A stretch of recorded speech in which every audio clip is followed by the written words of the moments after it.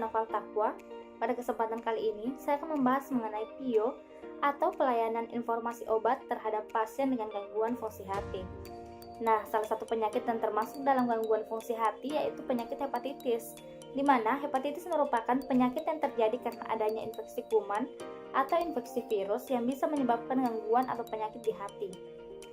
Untuk saat ini, jenis virus penyebab hepatitis terbagi atas 6. Namun, di Indonesia sendiri hanya ada 3 kasus hepatitis yang pada umumnya terjadi, yaitu hepatitis A, hepatitis B, dan hepatitis C. Namun perlu kita ketahui bahwa ketiga jenis virus ini berbeda, di mana untuk hepatitis A sendiri, penularannya dapat melalui makanan ataupun minuman, sedangkan penularan untuk hepatitis B dan hepatitis C itu dapat terjadi melalui darah ataupun cairan tubuh. Contoh kasusnya yaitu penggunaan jarum suntik secara sembarangan dan juga berhubungan seksual secara bebas, sehingga dapat menularkan virus dari satu individu ke individu yang lainnya. Pada umumnya, pada kasus hepatitis A, gejalanya lebih banyak dibandingkan pada kasus hepatitis B dan hepatitis C. Pada umumnya, gejala yang timbul pada hepatitis A lebih spesifik dibanding gejala yang timbul pada hepatitis B dan hepatitis C.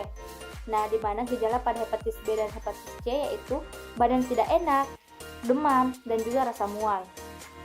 Lamivudin bekerja dengan menghambat virus untuk berkembang biak di dalam tubuh dengan cara berikatan dengan rantai DNA virus, sehingga mencegah perkembangbiakan virus di dalam tubuh. Namun perlu kita ketahui bahwa lamivudin tidak dapat membunuh virus secara langsung, tapi lamivudin dapat menghambat ataupun membantu perkembangan virus. Lamivudin merupakan obat yang penggunaannya harus dengan resep dokter. Untuk terapi hepatitis sendiri, lamivudin biasanya tersedia dalam bentuk tablet selaput 100 mg. Adapun dosis lamivudin untuk mengatasi hepatitis B kronis yaitu untuk pasien dewasa, dosisnya adalah 100 mg penggunaan sekali sehari, sedangkan untuk pasien anak usia 2-17 tahun, dosisnya yaitu 3 mg per kilogram berat badan. Lamivudin dapat diminum sebelum ataupun sesudah makan. Sebaiknya lamivudin diminum secara rutin pada jam dan waktu yang sama setiap harinya untuk memaksimalkan kinerja ataupun efek terapi dari obat. Nah, ketika Anda lupa mengkonsumsi lamivudin, segera dikonsumsi pada saat Anda ingat, ataupun jika jadwalnya sudah dekat dengan penggunaan obat lamivudin selanjutnya, sebaiknya tidak dikonsumsi secara ganda ataupun dikonsumsi 2 kali. Karena dosis lamivudin tidak dapat diubah tanpa sepengetahuan dari dokter. Nah, selama mengkonsumsi lamivudin, pasien juga akan menjalani beberapa pemeriksaan kesehatan rutin.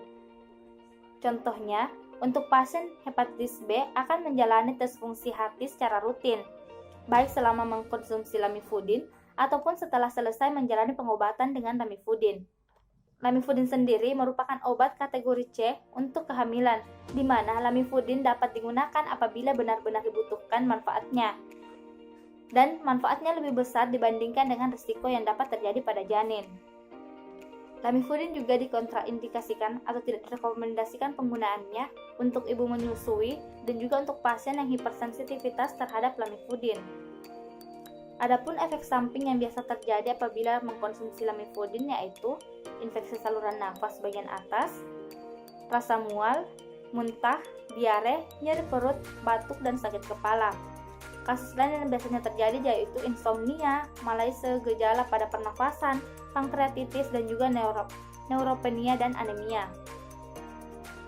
Adapun hal yang perlu diingat sebelum menggunakan lamivudin yaitu mengkonsultasikan kondisi ataupun riwayat penyakit yang dimiliki pasien kepada dokter. Contoh penyakitnya yaitu pankreatitis, penyakit liver, diabetes, dan penyakit ginjal.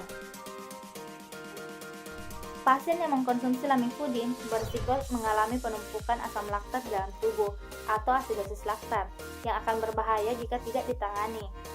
Nah, segera konsultasikan dengan dokter jika mengalami gejala sakit perut, diare, lemas, atau nyeri otot saat mengkonsumsi lamivudin, karena hal tersebut merupakan salah satu gejala dari asidosis laktat. Pasien juga perlu memberitahu dokter jika sedang menggunakan obat-obatan lain, termasuk suplemen ataupun produk herbal. Jika terjadi reaksi alergi ataupun overdosis, segera konsultasikan kepada dokter. Selain itu, lamivudin juga dapat berinteraksi dengan beberapa obat.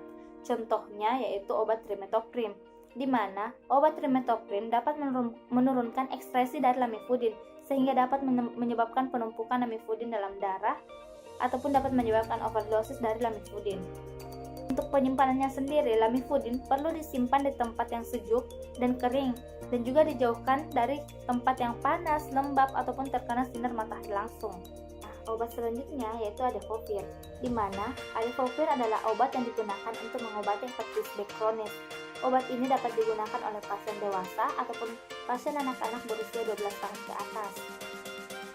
Adefovir bekerja dengan cara menurunkan jumlah virus hepatitis B di dalam tubuh. Obat ini tidak dapat menghilangkan virus hepatitis B maupun mencegah komplikasi akibat penyakit hepatitis B. Namun, adefovir dapat menghambat atau mencegah penyebaran virus hepatitis B ke orang lain. Adefovir merupakan golongan obat antivirus, di mana adefovir dapat dikonsumsi dengan resep dokter. Adefovir merupakan obat kategori C untuk kehamilan, di mana dia juga hanya dapat dikonsumsi apabila manfaatnya lebih besar dibanding dengan risiko yang dapat terjadi pada janin. Adefovir di pasaran biasanya tersebar dalam bentuk tablet. Adefovir hanya bisa digunakan sesuai dengan resep dokter. Dosis adefovir untuk pasien dewasa dan anak-anak berusia 12 tahun ke atas adalah 10 mg sehari sekali. Jangan menghentikan pengobatan tanpa anjuran dari dokter. Selain itu, selama menjalani pengobatan dengan adefovir, dokter akan meminta kepada pasien untuk melakukan beberapa pemeriksaan seperti pemeriksaan fungsi hati secara berkala. Hal ini diperlukan untuk memantau efektivitas dari pengobatan menggunakan adefovir. Kandungan obat dari adefovir begitu membantu fungsi hati untuk memberikan imun aktif pada penderita hepatitis kronis. Sebagian besar hepatitis B kronis disebabkan adanya infeksi pada bagian fungsi hati, di mana mempengaruhi kinerja hati di dalam memberikan penawaran racun tubuh, biasanya untuk penderita hepatitis B. Pasien akan mengalami beberapa gejala umum, yaitu kulit yang berubah menjadi kuning, putih, mata berwarna kuning pucat, lemas, demam tinggi, dan sebagainya.